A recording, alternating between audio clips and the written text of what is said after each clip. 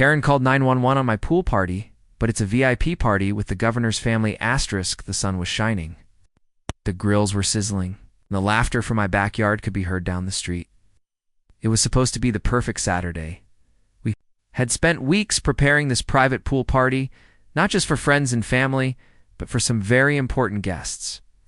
You see, my wife works for the state governor, and today we were hosting the governor's family, including his teenage kids and their cousins.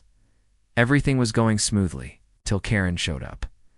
Now, I live in a quiet, upscale neighborhood where everyone usually minds their business, except for Karen, the self-proclaimed neighborhood watch, who has a problem with literally everything. The party had just hit its peak. Music was playing, not loud, just background beats. People were in the pool, chatting, enjoying the food. And that's when I saw her, Karen, standing across the street, hands on hips, phone in hand, scowling. She stared for a while. Then, as if on cue, she started pacing back and forth, obviously trying to make a scene. Next thing I know, she's calling 911. Yep, Karen dialed the emergency line over a pool party. She claimed we were disturbing the peace, that there were too many cars on the street, and that the music was blasting like a nightclub, all of which was exaggerated nonsense. 10 minutes later, a police cruiser pulls up right in front of my driveway. Karen sprints toward them like she's just saved the day. I watch from my porch, stunned, as she points to my house and gives some theatrical speech to the officers. Now here's where it gets good. One of the officers walks up to me, calm and polite. Says, "Sir, we received a call about a noise. Disturbance. Do you mind if we just take a quick look?" I nod. Of course. Come on in. As he follows me through the gate and into the backyard, I notice something change in his face. His eyes widen, because right there, sitting in a lounge chair, sipping iced tea, is the governor's wife. Next to her, the governor's security. Detail, off-duty, but still very alert. The officer's demeanor changes instantly. He steps back, quickly tips his hat and says, "Ma'am, I didn't realize. Apologies for the interruption." The governor's wife smiles, cool as ever, and replies, "No problem, officer. Everything all right?" The cop nods, leans toward me and whispers, "I think your neighbor's just the wrong idea. You're good." And then this part still makes me laugh. He walks back to Karen, who's standing with her arms crossed like she's expecting him to shut the party down. Instead, the officer looks her dead in the eye and says, "Ma'am, there is no issue here. Everything's perfectly legal under noise ordinance and very much not your concern." Karen is stunned.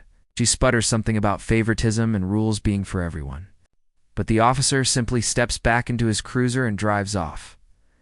And just like that, Karen lost her imaginary battle. Now, here's what's wild. That wasn't even the end of it. The governor's wife actually invited the officer to stay for some food before he left, and he accepted. So while Karen stormed back into her house, the cop was in my backyard enjoying ribs and potato salad. And guess what? A few days later, the HOA sent Karen a warning letter for harassment and misusing emergency services. Sometimes karma doesn't wait. It shows up instantly, with a badge and a plate of barbecue. So the next time someone tells you that hosting a pool party is too risky, just remember, if your guest list includes the governor's family, you're probably doing just fine. Thanks for watching. Comment and subscribe if you enjoyed this wild story, and let me know in the comments. What would you have done if Karen called? 911 on your party asterisk now. You'd think after that embarrassment, Karen would have just let it go, right? Wrong. Karen doesn't go down without a fight. 2 days later, I kid you not, she comes knocking on my door. Not to apologize, not to check in, but to lecture me. She stands there with a folder in her hand, printed HOA bylaws, highlighted and tabbed like she's preparing for a courtroom drama, she says. "I just wanted to make sure you're aware of the community standards. We don't normally allow loud public events like that." I take a breath, smile, and say, "Karen, that was not a public event. It was a private gathering, and every rule you highlighted here we followed to the letter." Then I open the folder she brought and pulled out a letter from the HOA, the same one she got, but mine was different. It was a notice that my event had been cleared in advance. Fully approved, because I had submitted all the required documents and even coordinated with the local precinct. Because again, we were hosting the governor's family. Her jaw dropped. She didn't say a word, just stared. I continued, "Oh, and the officer who stopped by? He enjoyed the barbecue, said it was the best ribs he'd had in a long time." She turned red, like tomato red. Then she said something under her breath about favoritism and special treatment. Again, and just stormed off. But it didn't stop there. A few neighbors who had heard what happened started talking. And when people learned that Karen had called the cops on the governor's kids, word spread fast suddenly. Karen wasn't the queen of the HOA Facebook group anymore. Posts started popping up. "Why are we misusing 911 for backyard parties? Let's not let personal grudges ruin neighborhood unity." One guy even posted, "Note to self, never invite Karen to anything with music or joy. She was losing credibility faster than ice melts in July." And then the cherry on top. A week later, we hosted a charity event, a small garden fundraiser for a local animal shelter. And guess who showed up again? The governor's wife, with her daughter. Only this time, they brought a little surprise. A formal thank you plaque from the governor's office. Recognizing our hospitality and commitment to community outreach, I made sure to frame it and hang it right by my front door, just so anyone who visits knows exactly what kind of parties we throw. And Karen, she still peeks through her blinds every time we have guests over, still bitter, still watching. But she hasn't called the police again because now everyone knows you don't mess with my house, you don't mess with my parties, and you definitely don't mess with the governor's ribs.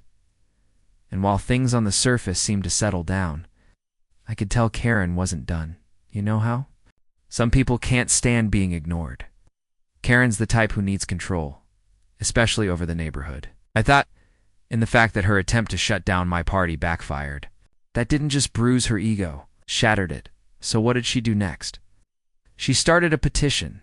Yep, a handwritten door-to-door petition to the HOA, demanding stricter rules for outdoor events. Things like no more than 10 guests per household, no amplified sound without prior approval, no events lasting past 6 p.m. It was absurd. This wasn't a retirement village. We're talking about family homes with yards and pools.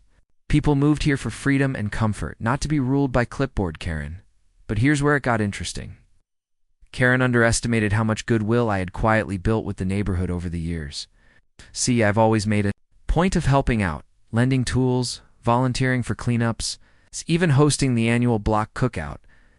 So when she went around with her little petition, she started hitting walls. People smiled, nodded, and then texted me, "You're not going to believe what Karen's doing now." Some even filmed her. One neighbor caught her arguing with a 70-year-old veteran because he refused to sign. The video made it into the community group chat, and it did not go over well. But the final nail in the coffin, a surprise visit from none other than the governor himself. Unannounced, no cameras, no press, just him, a couple of security guys, and his teenage son. He said we're in the area. Thought we'd drop in for a quick hello. My son's been asking when we can come back for those ribs. Karen saw them walking up my driveway and just about melted behind her curtains. I waved at her. Big smile. She slammed the blind shut. Welcomed them in. We grilled, talked, laughed. And right as the governor was about to leave, I asked, jokingly so, "If Karen calls 911 again, should I just hand the phone to you?" He laughed, patted my shoulder, and said, "Next time she calls, tell her to take it up with me." And that's when I realized I wasn't just winning the neighborhood battle. Karen had officially lost the war now. Her lawn looks immaculate, not because she's proud of it, but because she has nothing else left to police. She walks her little dog past my house every morning, never makes eye contact. And every time, she hears laughter coming from my backyard. You can practically feel her grinding her teeth from behind those windows. But here's the thing. I didn't win by being petty. I won by staying calm, playing by the rules, and by knowing when to fire up the grill and let karma do the talking. So to anyone out there dealing with a neighborhood Karen, stay cool, stay kind, and if you can, Invite the governor to your next barbecue.